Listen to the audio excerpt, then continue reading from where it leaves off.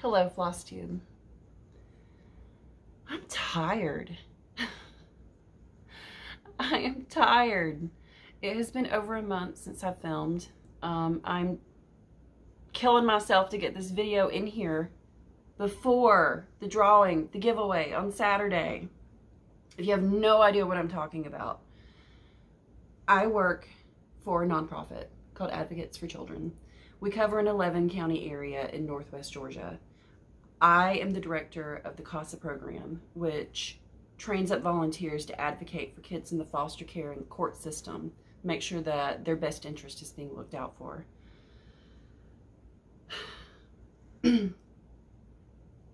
Funding is unstable in our current climate, so nonprofits always need money. We always need money. We're always penny pinching and figuring out how we can do more with less. And it is even a bigger an issue right now than it ever has been. So help. And if you don't help me, find a nonprofit in your area and help them. Or help both of us. You know, that's okay too. Ultimately, what I'm doing, if this is your first video you've ever watched of mine, a stitcher that I've known for years and years has gotten to a point in her life where she can no longer stitch. Just the vision issues, etc. She's having to move on to hobbies where it's not taking the vision requirements that stitching does. So she gave me her whole stash, and it's hefty. So she gave me her whole stash. She wants to remain anonymous, this beautiful, beautiful soul. She and her husband drove to meet me. We both met halfway, so I met her at an undisclosed location. And she gave me her whole stash and was like, go forth and do good with it. Take what you want, sell it, raise money for charity. And I thought, you know what? I used to take donations of things to do this with years ago. And I thought, I'm going to take her stash and I'm going to do some real good with it. I'm going to do the raffle like I used to do for Duck Derby. Now, we don't do Duck Derby anymore. But we are doing something called the Pinwheel Pursuit this Saturday, which is a half marathon and 5K. I'm tying this in with that. If you adopt a pinwheel, they're $5 a piece, or you can get 6 for $25. Every $5 or ticket, so when you get 6 for $25, that's 6 entries. And then I'll draw names and you can choose a prize lot when I reach out to you. So that's my plan. Friday at noon, I am going to draw the first name, and then I'm going to reach out to that person and they pick. I'm going to draw the second name, and so forth and so forth. I finished this morning, 67 prize lots, and they're all good. And obviously I do it this way because what's good to you might not be good to this person. And like, I would be super, super excited about this giant lot of Weeks Dye Works floss, and somebody else might be like, I really just like to stitch with silks. I don't want to win that. They want to win the prize lot that's Hands Across the Sea samplers kitted up with linens and silks, of which there are multiple. 67 prize lots. I'm going to put in the description box below the link to my Facebook photo album, words elude me, to my Facebook photo album where I have posted all of those prize lots today, pictures, and in the description of the pictures is the number of the prize lot and everything that's in it. So go forth, drool, swoon, dream about, like when you enter the lottery, what you would do with something if you won. Which prize lot would you choose? Go buy more tickets. Go buy tickets if you haven't bought any already. I also want to point out this really, really sweet, actually a couple of people donated extra stuff. There's a beautiful set of Kohana scissors that I tossed in a lot, which are worth $200 to $300, I believe. Just the scissors. There's a sweet lady who made some needle books, and rather than putting those in lots, I have put them in a section at the end where if you choose a lot, like let's say you choose lot 53, I don't know what that is, and you're like, I really want one of those needle books too. You can add it on. You can add on one needle book. You tell me which one you want, I'll pop it in your prize lot, mark that needle book off, and it's yours. So yes, go down below, adopt Pinwheels. You have until Saturday at noon Eastern time, and go drool over all of the prizes. There's a lot, and it's great stuff. Like hundreds of dollars in each lot. I'm not kidding. Like it's nice. So yes, that's the main reason we're here today. But also, let's talk some stitching and some books. I worked on this project, which is in my Wildberry stitching bag, a little promotion for her. The last time I did a video, but I did one more day on it. This is a new Kathy Barrick release. I've also, through all of this, guys, I got sick. I went to a Georgia CASA directors conference thing that we do twice a year.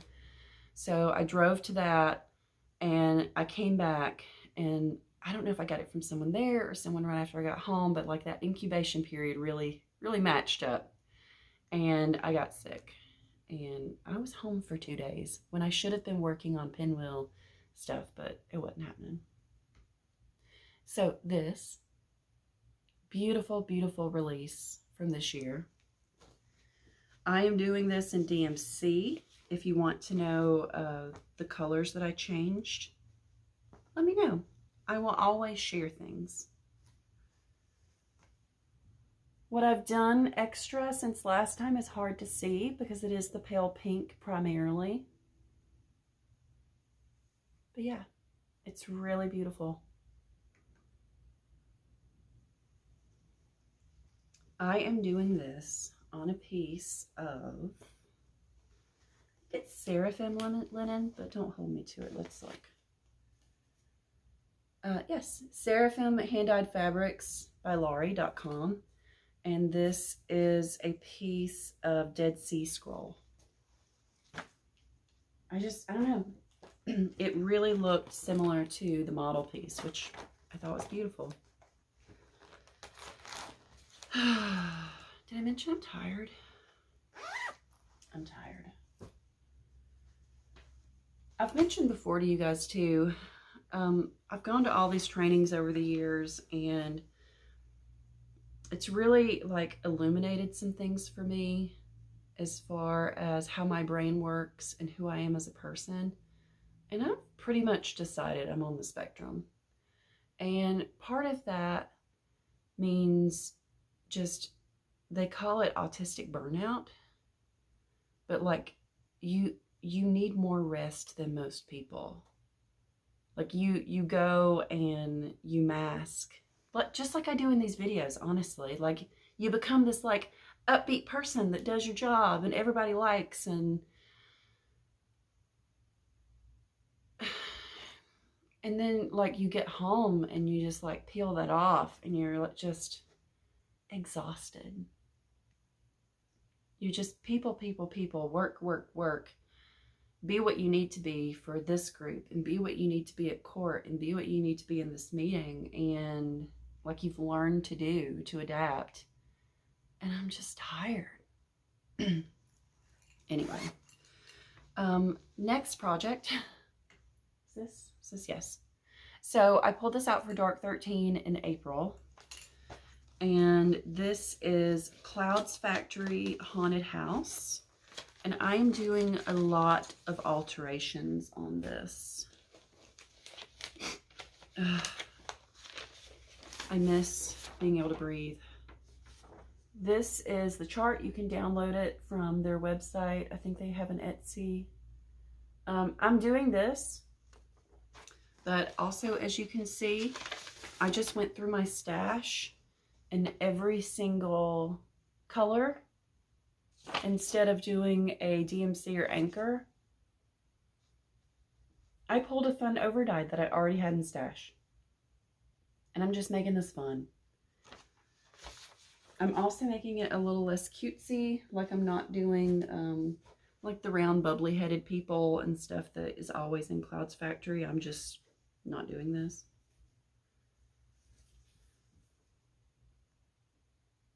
Here we go. I love this. It's so fun. This time I did a lot of the stuff down at the bottom. The fence. I did that cloud. Some of the roof, the porch. I got really focused on this for a little while and just got a lot done on it. Here is my big, beautiful thread ring for this project.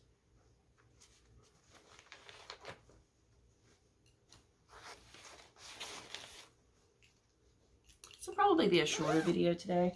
I'm trying to cram it in and get it done. Where did I put that? Anyway, not important. Oh, over here.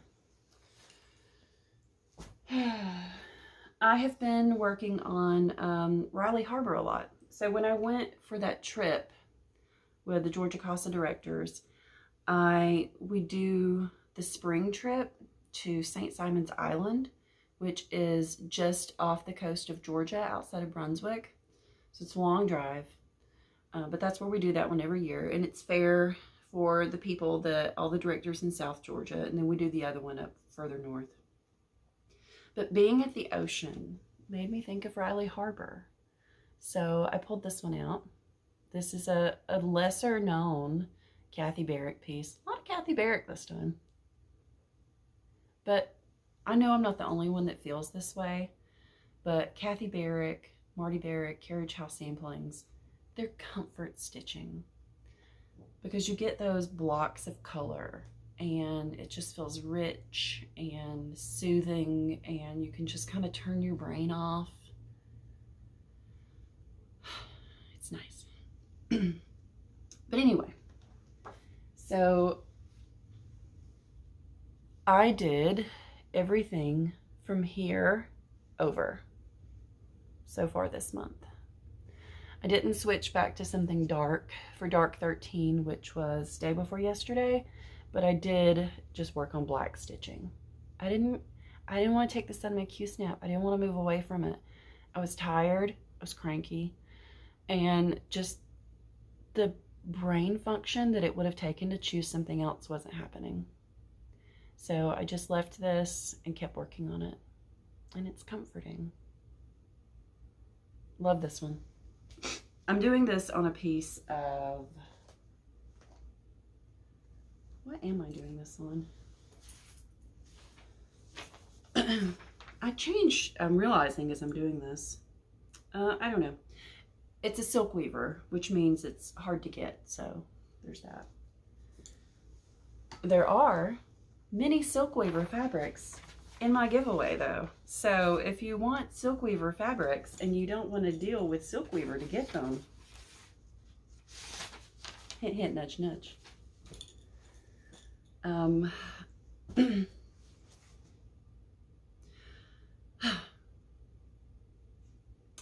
still doing vlogs, so if you're enjoying those, great. There'll be another one at the end of this month. I've been working on it here and there, and if you don't like them, okay, that's fine. Just skip past them and just watch these. That's fine. You're not going to hurt my feelings. I know I get few reviews on those, but I do really enjoy doing them. And from the people that do enjoy them, I get really good feedback. I reiterate again, my favorite videos to watch on like a Saturday morning with my coffee are vlogs from YouTubers that I love. Like, it's like sitting down with a good friend to have coffee and like talking about their week or their month. This goes in there. Okay. Let's talk books. Since I saw you guys last, I've read 9 books.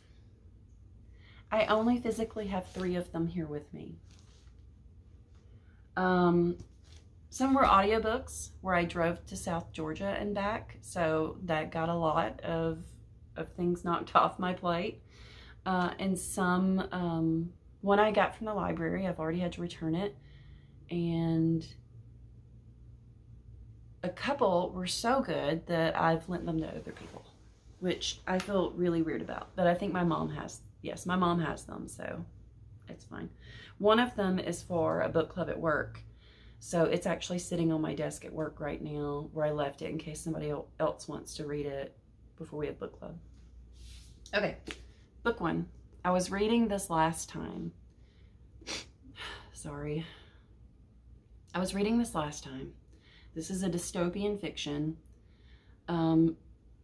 If you have a stomach that can't handle gore, don't read this. This is basically about, imagine our world, but animals are now poisonous.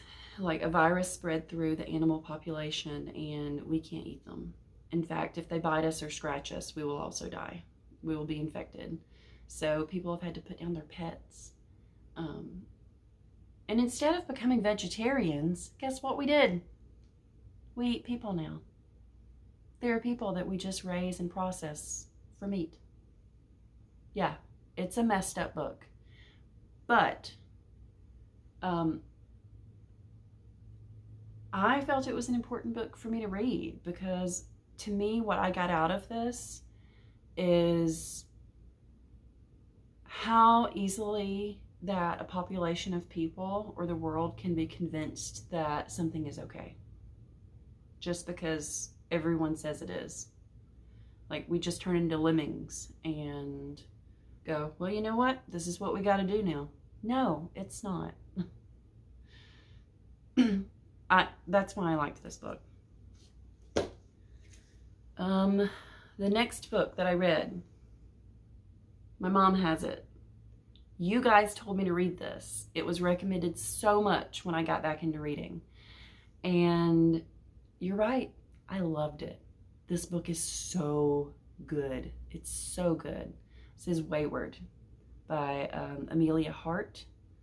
I'm gonna have problems with the authors for the ones that I don't have physically with me. It's so good. It is a book that goes back and forth between 3 different points of view. Women in the same bloodline, 1600s, I believe the 1940s, and present day. And they have witchy abilities. And they've been wronged by men. And I really loved it. It's also beautifully written. If you love a good like literary fiction where the author just knows what to do with language, you'll enjoy that book. And it's just a really good story. The next one I do have here, I read The House in the Pines by Anna Reyes. I went going in thinking that this was just going to be a normal thriller. It had a twist I did not expect at all. What did I rate this? Let's go to my Goodreads. Talking. Wayward I gave 5 stars. For sure I gave that 5 stars. I'm used to doing this on my phone. So used to doing this on my phone. Okay, here we go. My bookshelf of books that I've read. I'm hot. Okay, this is backwards.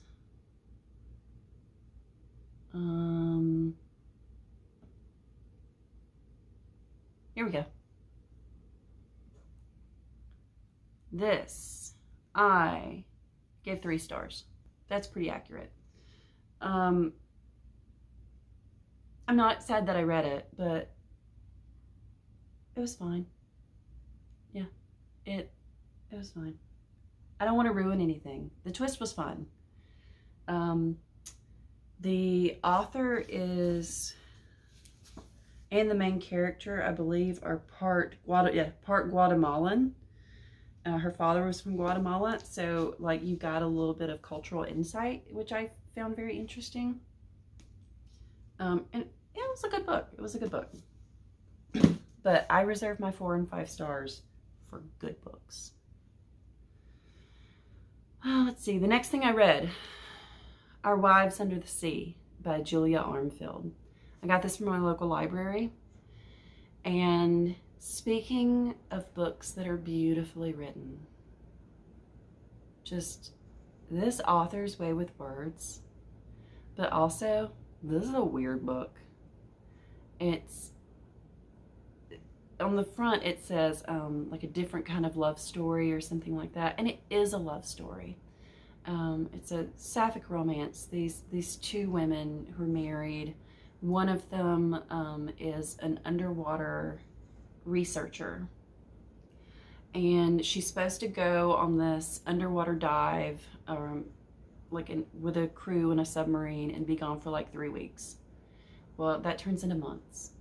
And when she comes back finally, I mean, her wife has assumed that she's dead. And when she finally comes back, she's different. And that's all I'm gonna say. But it's weird. It is weird. Like, I'm not even gonna compare it to anything because that will give things away. Beautifully written. It's a shorter book. I gave that one 5 stars. And I think a lot of that was how beautifully it was written. The ending was weird, and I saw it coming. But it was also just beautiful. Anyway, the next book that I read was an audiobook that I got from my library. I recommend not reading this physically, and I never say that. I prefer a book. Get the audiobook. The audiobook is read by the author. It's a memoir called Crying in H Mart. Do not get this book if you have recently lost someone close to you to disease, particularly a mother to cancer. So that's what this book is about. If you are too raw in your grief to be able to enjoy this book, don't yet, but put it on a list for later, because this is one of the most beautiful books I've ever had read to me. I gave it 5 stars. And I'm not the only one. Like, I heard about this book all over the place. Crying in H Mart is by Michelle Zauner. And she is Korean American. Her father is American. Her mother is Korean. And she has a very complicated relationship with her mother, as many women do. And then as an adult, an early adult, she's in her early 20s, her mom gets sick. And I laughed in this book. I cried in this book. It's so good. It's so good. Like, I'm almost about to cry thinking about it. It's so good. So see if your library has the audiobook and do that. It's so good. The next audiobook that I read was The Night Guest. I'd already heard some people say, I thought I was going to love this book. It wasn't really for me. It wasn't bad, but I'm glad I didn't buy it. And I'm weird with audiobooks too. It has to be the right narrator. This narrator was okay. But I was in my car driving for 6+ hours one way, and I was glad to have it. So The Night Guest is a translated novel.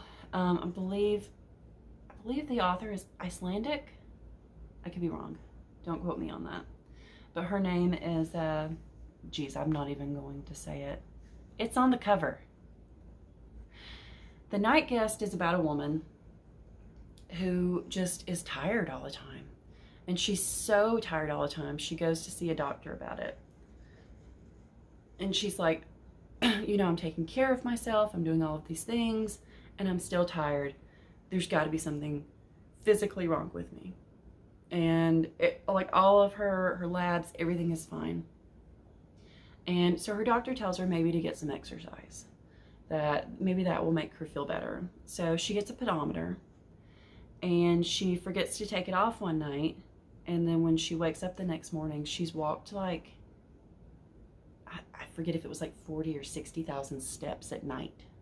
Like she's sleepwalking. And that's what's going on, the reason she's so tired. And it's a crazy book. It wasn't my favorite book, but it wasn't my least favorite book. It was a fun time. I gave it 3 stars. The next one was also a 3-star book for me. It just wasn't for me. The House at the Bottom of the Lake by Josh Malerman. Josh Malerman, if you watch the, I think it was the Netflix movie, Bird Box, he wrote the book that was based on. So if that kind of gives you an idea who Josh Malerman is. The House at the Bottom of the Lake is about 2 17-year-olds who go on their first date, and he takes her canoeing. And they end up on this lake that they find that doesn't seem like many people go to. And they look down out of their canoe and they're like, there's a house down there.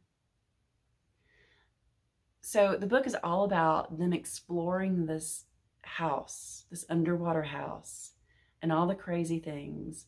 And it's about their romance and their 17-year-old like budding romance. It's good. I gave it 3 stars. It's almost a 4, 3.5, 4. Because I've never seen a book do what this book did. I don't know. It's interesting. I did it via audiobook. Maybe if I had read it, I would have liked it more. Because like I said before, if I don't love the narrator, and this was 2 different narrators, a man and a woman, and it felt like sometimes that they were trying to seem 17. And the next one I read was The Quiet Tenant. I liked this one. I liked this one a lot. I gave it 5 stars. Probably 4.5 is more where this one would be. It's a pulse-pounding psychological thriller about a serial killer narrated by those closest to him. His 13-year-old daughter, his girlfriend, and the one victim he has spared. I mean, basically, a lot of it is through the eyes and the point of view of the victim that he spared. Like, he kidnaps her, and instead of just doing what he does with his victims, and their trigger warning that like there is a lot of more alluding to rape in this book than like unnecessary detailed accounts. That's not here. But if rape is a bad trigger for you, just be aware. But it's done well. Like it's not anyway. So a lot of the book is written from the kidnapped girl that he spares point of view, and he basically keeps her in a shed out behind his house in the beginning, and then he's like, I gotta move, so you know this is over. And so she convinces him to take her with him, and she moves in with him and his daughter, as her daughter thinks that she's just a tenant, but really she's a hostage. I loved this book. I loved this book. It was good. It was a good read. The last one was my book club book for work. It's not a book I would have chosen. It's The Authenticity Project by Claire Pooley. I loved the first half of the book. The second half of the book, I had issues with either a lack of character advancement or the way that characters were advanced, their storyline, or just the fact that one of the characters that we were really focused on, I won't tell you who, I just don't like this person. I just did not like this person at all. Like, I kept wanting to like feel empathy, and then like the one thing that I was able to feel empathy about like gets ripped away, and I'm like, so they're just a bad person.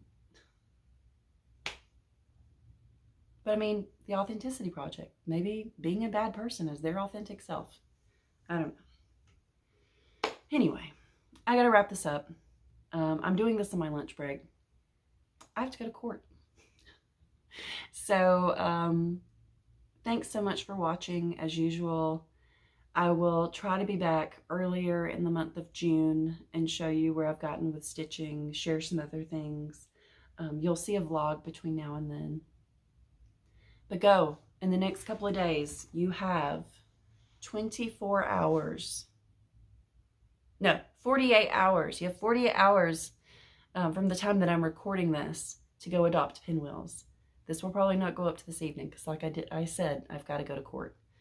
So, and if this has closed and you didn't get a chance to adopt Pinwheels, you could still go on our website and donate money. I know that you don't get a prize, but you get the prize of being a good person and feeling good about yourself. All right. Like I said, off to court. We have family treatment court this afternoon. And I will see you guys next time.